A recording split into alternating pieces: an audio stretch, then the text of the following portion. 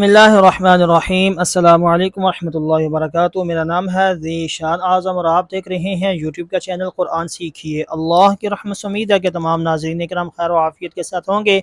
मोहतरम नाज़रीन किराम, आज हम नूरानी क़ायदे का सबक नंबर 4 सीखेंगे, जो कि हरक़ात के बारे में। हरक़ात क्या होती हैं? कहते हैं ज़बर ज़ेर पेश को हरक़ात कहते हैं। ज़बर और पेश हरफ के ऊपर होता है, ज़ेर हरफ के नीचे होता है। हरक़ात का मतलब क्या है? ऐसी अलामात जो किसी हरफ पर आ जाएं तो उस हरफ को तब्दील कर देती हैं, ठीक है, उनको हरकत कहते हैं। हरकत मतलब हरकत दे दी, ठीक है।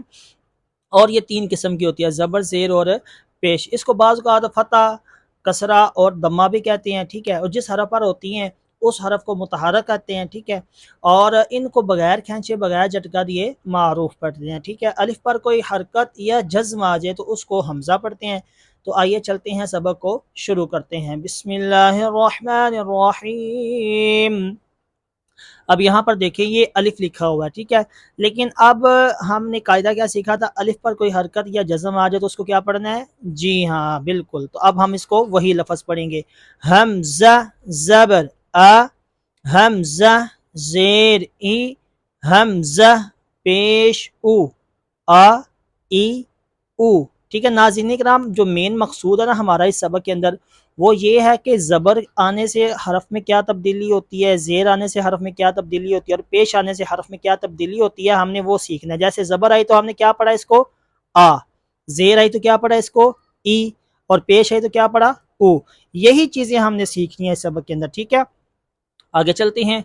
हा ज़बर हा, हा ज़ेर ही, हा पेश हु, हा ही हु। आइन ज़बर आ, आइन ज़ेर ई, आइन पेश उ, आ ई उ, ठीक है। पहले आइन, ठीक है, और जब हर ज़बर आ गई तो क्या बन गया? आ, ठीक है। यही चीज़ें ज़हन में रखनी है। हा ज़बर हा, हा ज़ेर ही, हा पेश हु, हा ही हु। गैन ज़बर ग, गैन ज़ेर गी, गैन पेश गु, ग गी गु।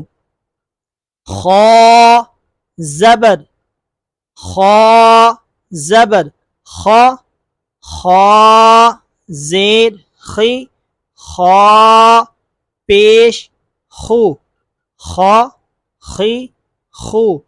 क़ाफ़ ज़बर क़ा, क़ाफ़ ज़ेर क़ी, क़ाफ़ पेश क़ु, क़ा क़ी क़ु। काफ ज़बर का, काफ ज़ेर की, काफ पेश कु, का की कु।